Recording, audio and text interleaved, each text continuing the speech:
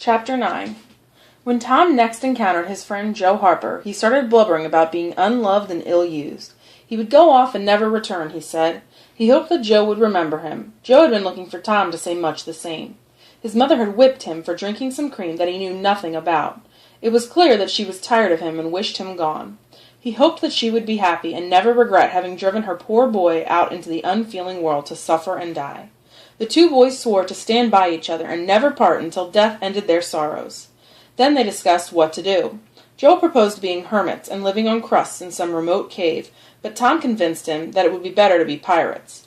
They chose Jackson's Island as their base, a narrow, wooded, uninhabited island 3 miles below St. Petersburg in the Mississippi River. Then they found Huck, who promptly agreed to join them. Before separating, the boys arranged to meet at midnight at a lonely spot on the riverbank 2 miles above the town. There was a small log raft there that they intended to borrow. Each of them would bring hooks, lines, and, as suited outlaws, whatever provisions he could steal.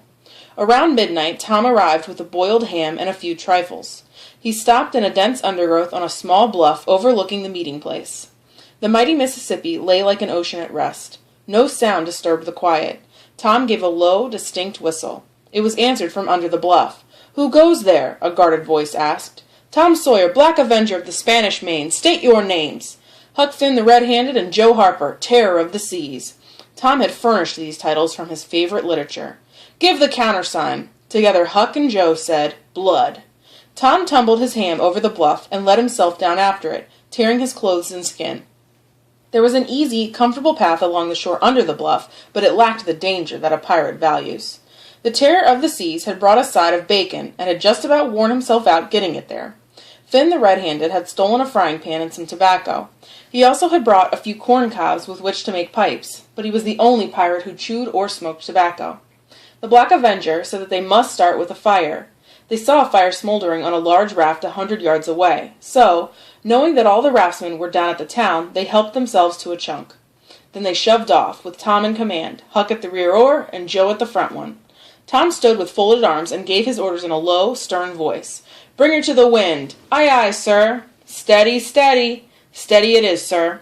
Such orders were given only for style. In reality, the boys monotonously drove the raft towards the river's middle. Hardly a word was said during the next hour. The raft passed the distant town. A few glimmering lights showed where it lay, peacefully sleeping beyond the vast sweep of star-gemmed water. About 2 o'clock in the morning, the raft grounded 200 yards above the head of Jackson's Island, and the boys waded back and forth until they had landed their freight. Part of the little raft's belongings consisted of an old sail. They spread this over a nook and some bushes, as a tent to shelter their provisions. They themselves would sleep in the open air as suited outlaws. They built a fire alongside a large log about 20 steps inside the forest. Then they cooked some bacon in the frying pan and used up half their cornbread. It was glorious to feast on an unexplored, uninhabited island. The boys agreed that they never would return to civilization. The fire lit their faces and threw its reddish glare on tree trunks and vines. When the last crisp slice of bacon was gone and the last cornbread devoured, the boys contentedly stretched on the grass. "Ain't it great?" Joe said. "Yup," Tom said. "What would the boys say if they could see us?" "They'd just die to be here, right, Huck?" "I reckon so," Huck said. "I don't want nothing better'n this. I don't ever get enough to eat, generally, and here they can't come and bully a feller." "It's the life for me," Tom said. "You don't have to get up mornings, go to school, wash, and all that blamed foolishness. A pirate don't have to do anything." "What does pirates do?" the Red-Handed asked. Having carved out a cob, he loaded the pipe with tobacco, lit it with a hot coal, and blew a cloud of fragrant smoke. He was utterly content. The other pirates envied him this majestic vice, and secretly resolved to acquire it soon. "They just have a great time," Tom said. "They capture ships and burn them, and get the money and bury it in island places where there's ghosts and things to watch it. They kill everybody on the ships, make 'em walk a plank." "They don't kill the women, though," Joe said. "They carry the women to their island." "No, they don't kill the women," Tom agreed. "They're too noble, and the women's always beautiful."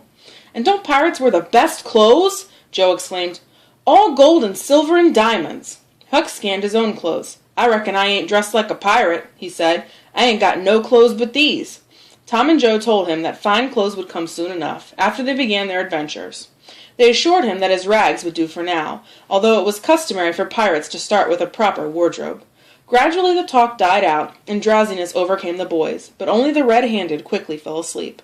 The Black Avenger and Terror of the Seas said their prayers silently and lying down because there was no one there to make them recite and kneel.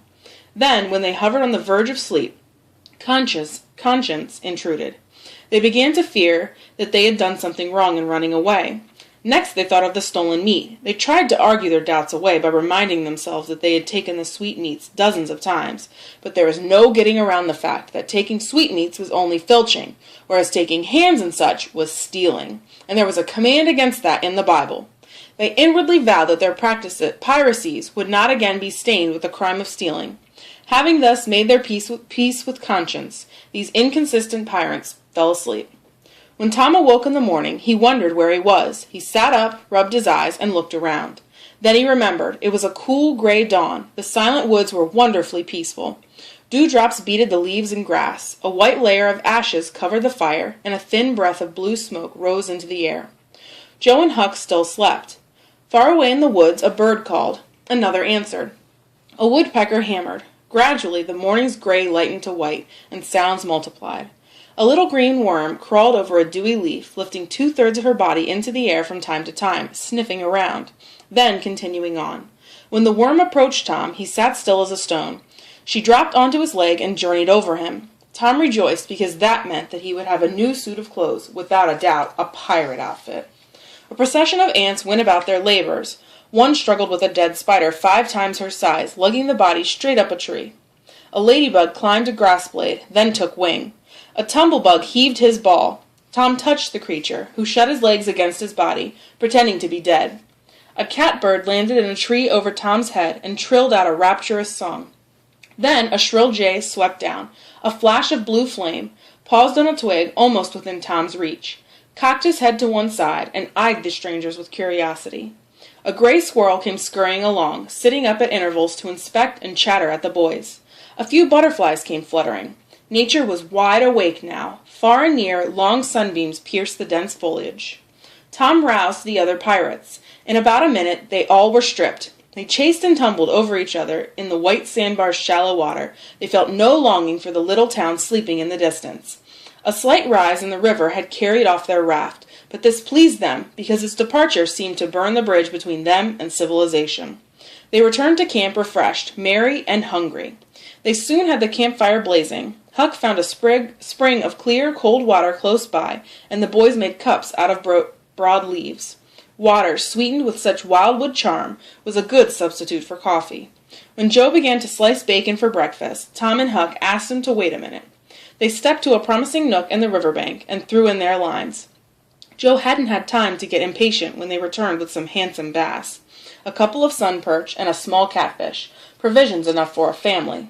They fried the fish with the bacon. No fish ever had seemed so delicious. After breakfast, they lay around in the shade. Huck had a smoke.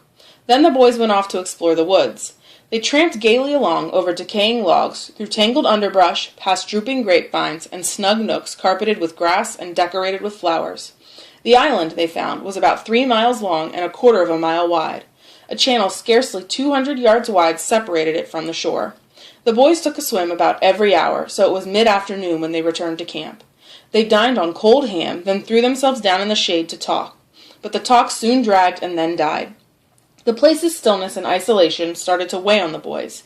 Each started to feel homesick. Even Finn the red-handed longed for his doorsteps and empty barrels. But they all were ashamed of their weakness, so none revealed his thoughts.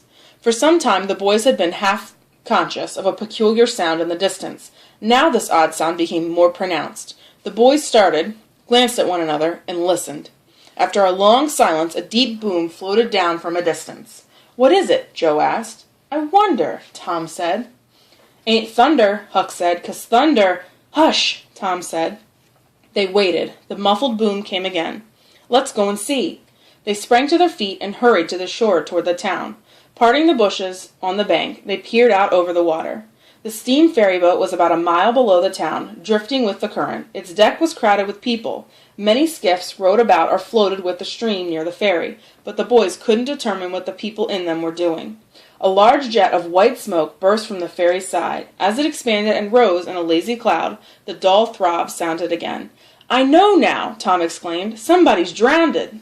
"That's it," Huck said. "They done that last summer when Bill Turner drowned. They shoot a cannon out over the water, and that makes the body come to the top." "By jings, I wish I was there," Joe said. "Me too," Huck said. "I'd give heaps to know who it is."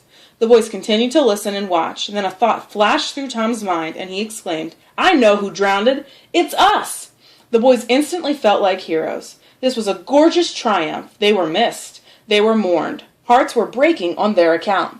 People were feeling remorse over their unkindness to these poor lost lads. Best of all, the departed were the talk of the town. As twilight approached, the ferry returned to its usual business, and the skiffs disappeared. The pirates returned to camp. They were jubilant over their new grandeur, and the trouble they were causing. They caught fish, cooked supper, and ate it, then fell to guessing what the town was thinking and saying about them. But when night closed in, they gradually ceased to talk. They sat gazing into the fire, and started thinking about the people back home who were not enjoying the situation as much as they were. Their misgivings grew.